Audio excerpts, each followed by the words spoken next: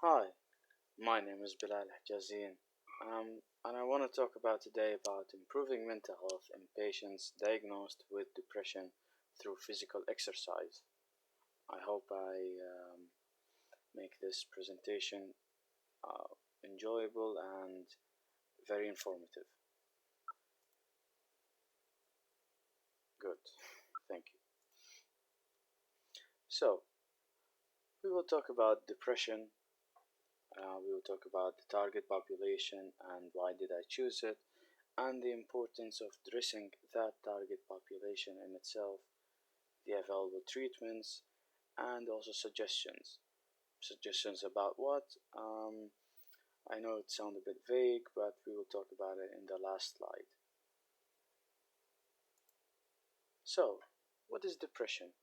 Depression, or major depressive disorder, or clinical depression, are all, according to American Psychiatric Association, a medical illness that affects the way you feel, the way you interact with others and things around you, and the way you think about yourself and others as well.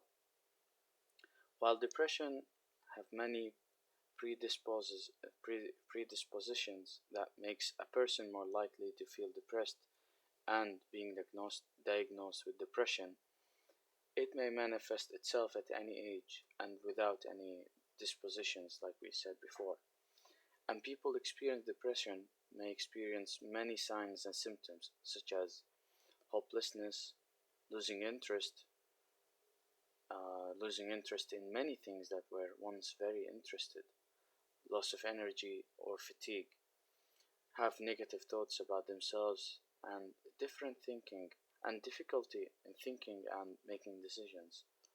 Although depression is the second most prevalent mental disorder worldwide at 3.44%, where anxiety disorders being the most prevailing with 3.76%. People diagnosed with major depressive disorder are 20 times more likely to die from suicide than people who are not diagnosed with depression. I know that hearing this statistics might sound a bit depressive in itself to say the least, but it really gives more reason to address it, create plans to prevent depression, manage and treat it. Manage and treat depression, sorry. It is depression among the most treatable mental disorders. Around 85% of people will be treated eventually with medication, psychotherapy, or a combination of both. The presentation This presentation is, of course, not a presentation on depression as a mental disorder, and I should also mention and emphasize that these symptoms are not always related to depression.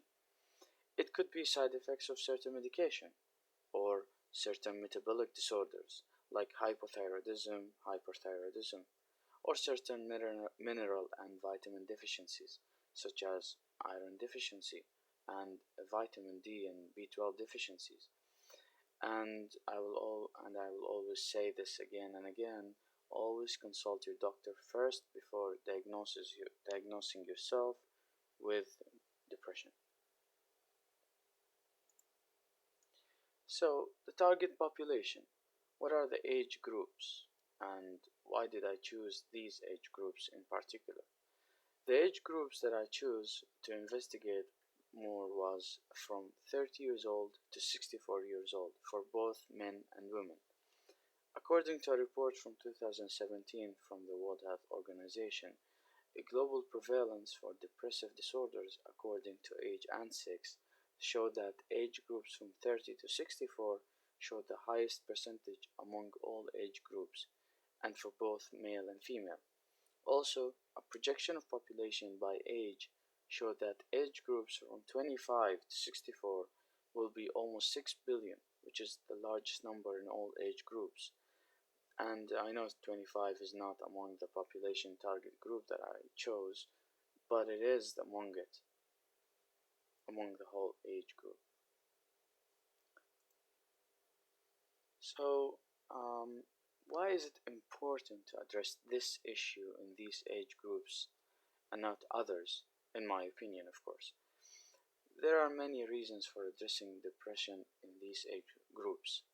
One of the main important reasons would be early or disability retirement due to medical condition, such as depression, cardiovascular disease, or any other medical condition.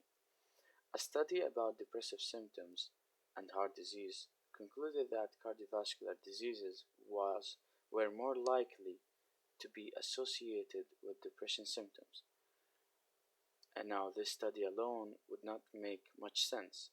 Yes, medical conditions that would alter someone's life from being able to move freely and not needing any medication, eating freely without any real restrictions, and then suddenly everything would change, and if they were diagnosed with any heart condition or hypertension, or even undergo a heart surgery, all these significant changes in their daily life could result in depressive symptoms, and if these symptoms were not discovered and treated early, they could progress.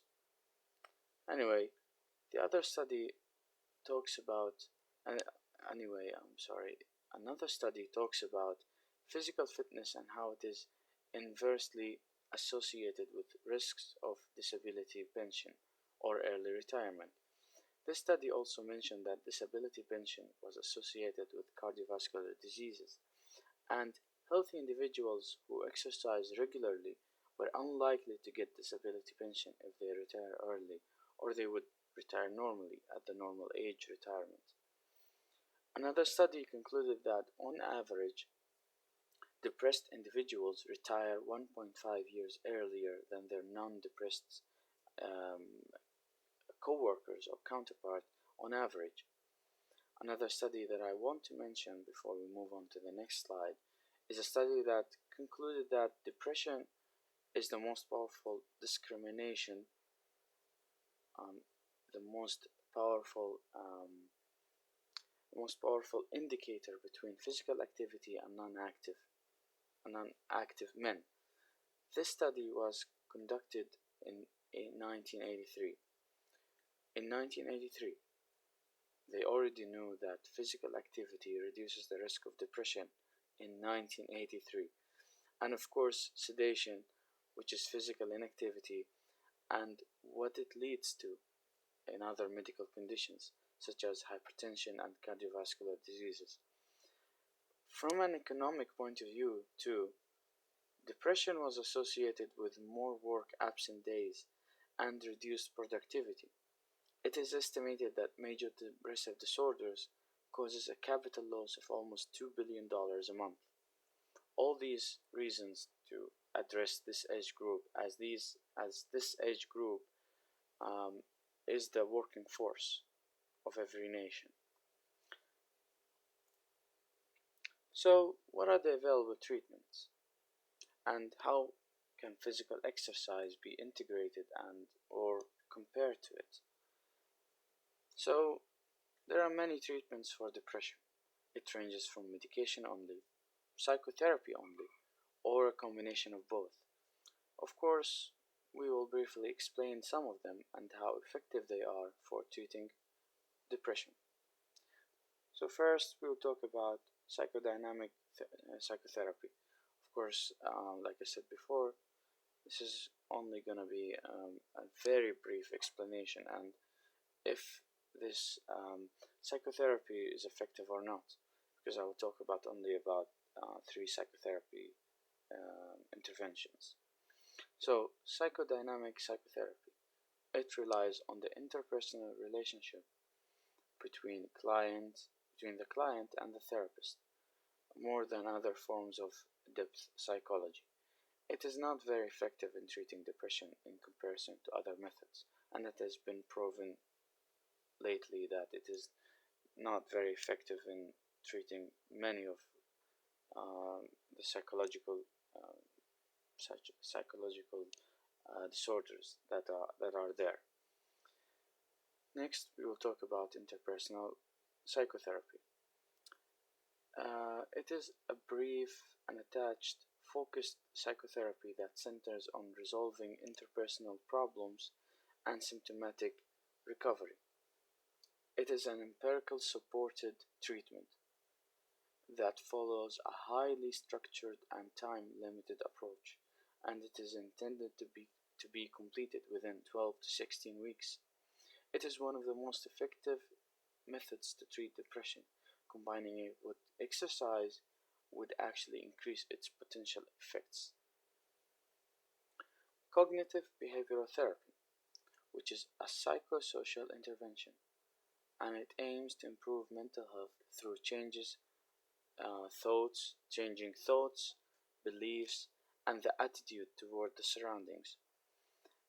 That is to improve emotional regulations, of course. I have not found actually studies that meet the criteria of age. Still, many studies suggest that cognitive behavioral therapy with physical exercise improve health and response to treatment. There are, of course, other treatments such as SSRI, also known as selective serotonin reuptake inhibitor, but I will not talk about them in this presentation. Hopefully, I will talk about them in some other occasion. So, suggestions. What am I talking about? I'm talking about suggestions for future work in this area. Future work on depression and physical activity, and how it can be integrated in a socio-ecological model. So, talking about suggestions, what are the solutions for prevention, management, and treatment of depression, especially for middle-aged populations? One of the implementation that I can think of and would work is voluntary paid and unpaid jobs. What is that? Okay, middle-aged populations that had to retire early due to a medical condition are more likely to feel depressed because they would become more sedative and would not engage in more physical activity, and they would also feel that they are not productive in their society like they were used to. A study in Japan concluded the same thing, only the effect of voluntary work were more prominent in middle-aged men who had to retire early because they are being productive and feeling more useful.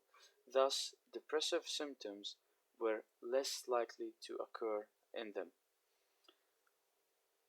Voluntary work would mean people would engage in more physical and social activity and interactions with their surroundings and other people, thus would lower the chances of getting depression.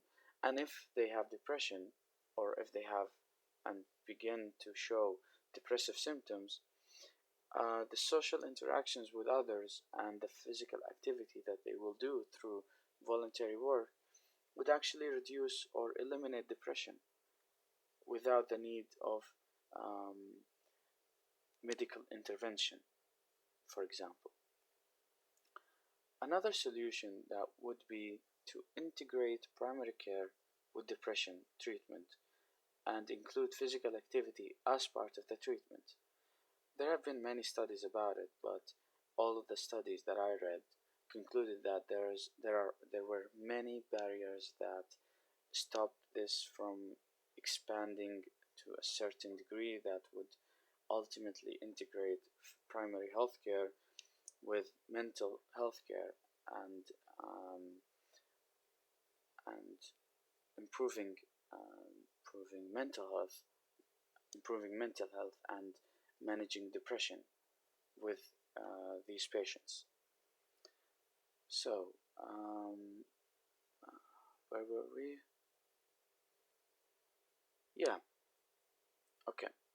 So, as we mentioned before, physical activity prevents and manages depression, and with other treatment options such as cognitive behavioral therapy,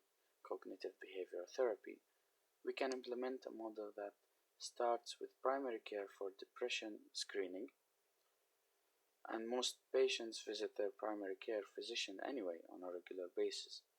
So it would be the best place to start screening for depression symptoms, such as not showing to appointments, feeling fatigue, feeling unhappy and losing interest, or when handing them brochures or surveys, they would not fill them because they don't feel like filling them, or they would feel that they are not very, or they do not feel, not feel, they would not decide whether to, yeah, thank you, they decide whether to actually do the survey or not, meaning that they do not know, they do not know how to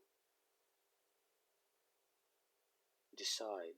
They do not want to decide, or they don't want to decide whether to fill the survey or not, which is part of the symptoms of depression. So, we were talking about another solution of integrating primary care with depression treatment. Okay, so we talked lastly about depression screening. Most patients visit their primary care physician on a regular basis, so it would be the best place to start screening for depression symptoms, like we said before, like not showing to appointment as one of the symptoms.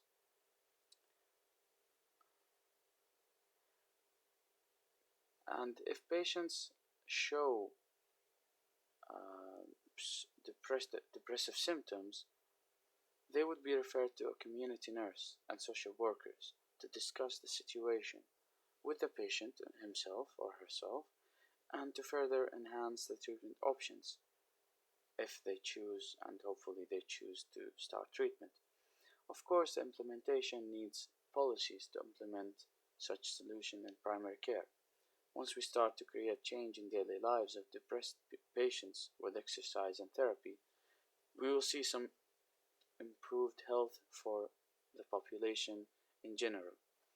Since they are the largest population segment, as we said before, it would create a loop where more people who are physically active would encourage their community to do the same, and creating a habit which is physical activity and exercise that is preventative by its nature, and would prevent physical